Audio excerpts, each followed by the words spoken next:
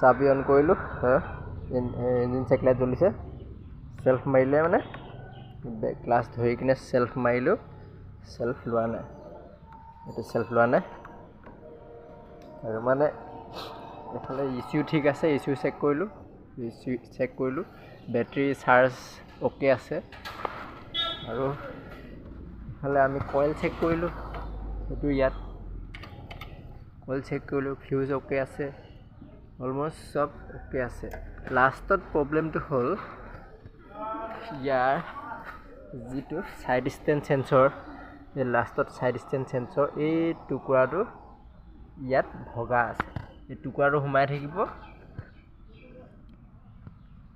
ইয়াত সোমাই থাকিব, ইয়াত সোমাই কিনে ই ওপৰলৈ তুলিলে এইটো পাক খাই কিনে ওপৰলৈ এনেকৈ আহি যাব।